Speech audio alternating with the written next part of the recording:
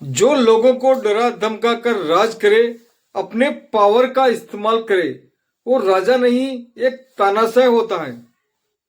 और जो लोगों के दिलों पर राज करे वो राजा होता है। मैं एक कहानी आपको सुनाता हूं। एक भिखारी था और भिखारी को राजा बनने का शौक था, तो राजा तो बन नहीं सकता। उसके जो परिवार के सदस्य थे या उसके मिलने वाले थे, उसने बोल रखा था कि मुझे राजा बोलना। जब वो उठता है तो उसके घर वाले बोलते हैं कि राजा जी आपको क्या चाहिए। उसके बच्चे बोलते हैं आदेश राजा जी, आपका क्या आदेश है। उसके परिवार वाले उसके मिलने वालों से उसने बोल रखा था कि मुझे राजा बोल के संबोधित करे। तो जब भी कोई उससे मिलता है तो उसको राजा जी बोलता है। वो जिससे बड़ा खुश होता है। वो कुएं की मेंढक की तरह है, जो उसको राजा बोले बड़ा खुश होता था। अब राजा तो बन नहीं सकता, अनपढ़ था, तो उसकी खुशी के लिए लोग बाग उसको राजा बोलते थे, पर राजा वास्तव में था नहीं। तो मनमोहन सिंह जी मन को मोहने वाले थे और उन्होंने लोगों के दिलों पर राज किया।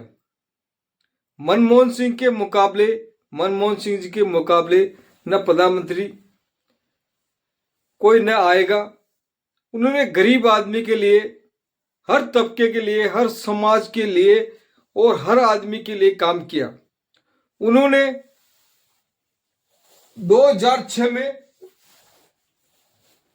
अमेरिका से न्यूक्लियर डील की।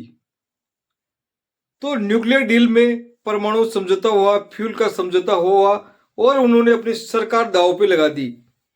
आज जो मैं जिस इमेज पर हूं, जिस जगह पर हूं, वो न्यूक्लियर का जो समझौता है उसी की वजह से हूं, क्योंकि मैं न्यूक्लियर प्लांट से जुड़ा हुआ आदमी हूं और मेरा घर का जो चूल्हा चलता है उसी से चलता है। और ये देन है मनमोहन सिंह जी की, जिन्होंने मुझे आगे बढ़ाया और न्यूक्लियर डील का समझौता किया अमेरिका से। इसी की वजह से लाखों लोग आज मेरे क्षेत्र में कमा के खा रहे हैं न्यूक्लियर डील से।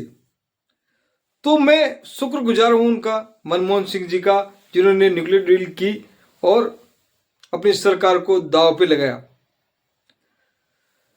तो यह समझौता था उनका 2006 का, जिससे आज परमाणु क्षेत्र में भारत प्रोग्रेस कर रहा है। जून 1991 में वैश्वीकरण और उदारीकरण का काम किया, जब पूरी दुनिया मंदी के दौर में चल रही थी। तो मनमोहन सिंह जी ने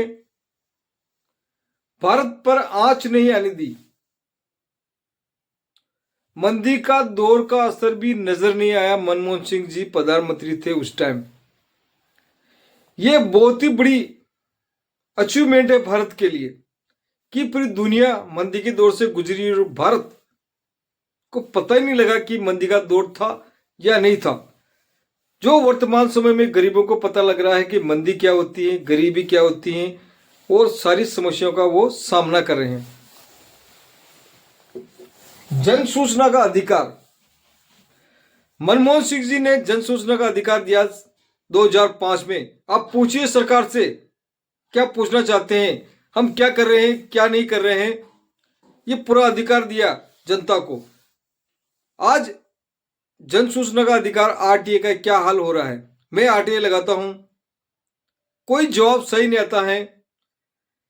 धारा क के तहत, ख के तहत और बहुत सारे उलझल देते हैं, इसकी यहां अपील लगाओ, वहां अपील लगाओ। परंतु जब मनमोहन सिंह जी की सरकार थी, मैंने एजुकेशन लोन पर आरटीआई लगाई, तो मेरी आरटीआई के ऊपर मनमोहन सिंह जी की सरकार ने उस लोन की गाइडलाइन को चेंज किया और नए नॉर्म्स जारी किए एजुकेशन लोन के बारे में। 2012 की जो एजुकेशन लाइन है वो मेरे हिसाब से, मेरे आरटीआई के हिसाब से हुई। तो मैं तहे दिल से मनमोहन सिंह जी का धन्यवाद करता हूं कि एक छोटे से गांव का आदमी हूं, छोटा सा आदमी हूं, फिर भी मेरे आरटीआई पे जो आरबीआई के जो नेम चेंज किए हैं ना, उसके लिए मैं शुक्रगुजार हूं।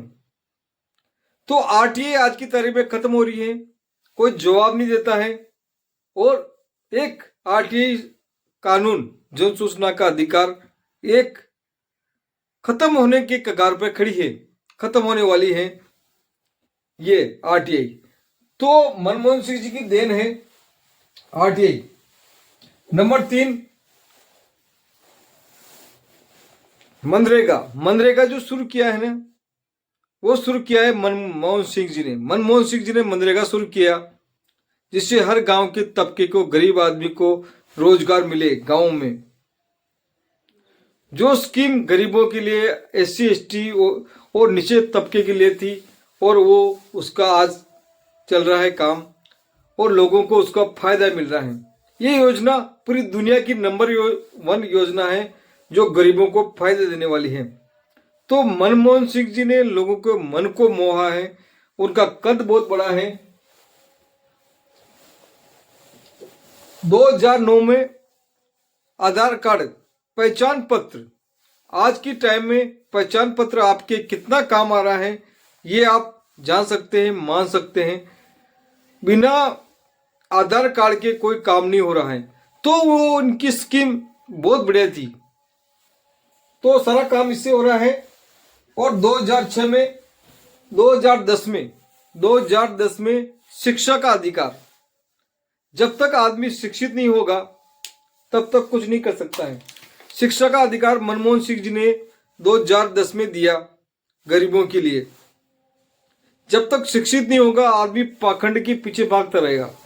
शिक्षित होगा, आगे बढ़ेगा, अपना काम करेगा, अपना बिजनेस कर सकता है, नौकरी कर सकता है, और उसको जो पाखंडवाद से मुक्ति मिल सकती है। परंतु अभी क्या हो रहा है, स्कूलों को बंद किया जा रहा है।